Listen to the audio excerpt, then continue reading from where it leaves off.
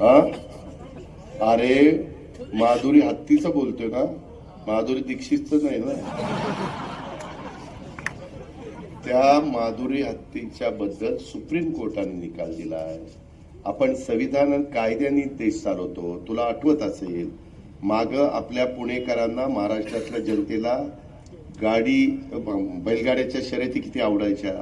मधल्या काळात त्या बंद झाल्या.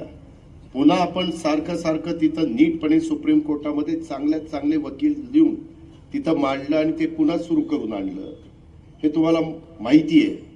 अनेक जणांनी तर लोकसभेच्या विधानसभेच्या निवडणुकीमध्ये सांगायचे आम्हाला निवडून द्या, आपण गाडा सुरू करणार बैलगाडा. असंही झालं, पण झालं सुरू. तुमच्या आपल्या शेतकऱ्यांच्या जरा आवडीचा तो विषय आहे, त्याबद्दल तुम्हाला यश मिळालं, आपल्याला सगळ्यांना यश मिळालं.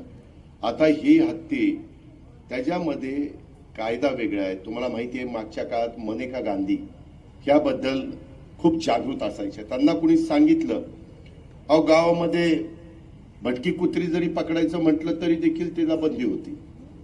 आता त्याच्यामध्ये आपण ते पकडून त्यांना जंगलात जाऊन सोडतोय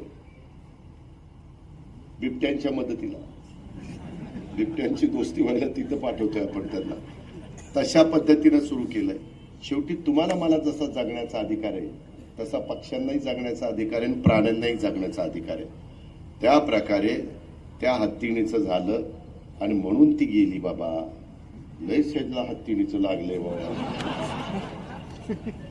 तुला एकदा कुठं तरी हत्तीणीवर बसवतोस परंतु तू चांगल्या भावनेने बोलला असेल. तू प्राणी प्रेमी असशील म्हणून ती भूमिका मांडली. त्याबद्दल तुझं दुमत नाही, तुझं अभिनंदन.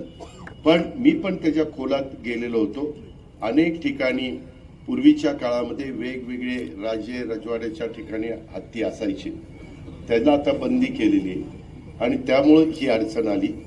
त्याच करता जसं बैलगाडा शर्यत जशी आपण सुरू केली तसा काही मार्ग काढता येतोय का, ॲडव्होकेट जनरलला वगैरेंना बोलून आम्ही त्याच्यात प्रयत्न करू. पण हत्तीनं पण पिसाळू नये आणि लोकांना मारू नये. ते आपल्या अरे होय बाबा, म्हणजे ती पिसाळणारच नाही का. उद्याच्याला आम्ही ते सिंधुदुर्गमध्ये गेलो की तिथले लोक म्हणतात आजऱ्याचे, आपल्या कोल्हापूरचा आजरा आहे ना, तिथं सगळे कर्नाटकातनं हत्ती तिथं येतात, तितकी नासधूस करतात आणि निघून जातात. तुम्ही बघता अलीकडे सोशल मीडियामध्ये. त्याच्यामुळे माणसांना पण सुरक्षित वाटावं आणि प्राण्यांना पण त्यांचा जगणं त्यांच्या जंगलात राहावं, ह्या पद्धतीचं काम आपण करू.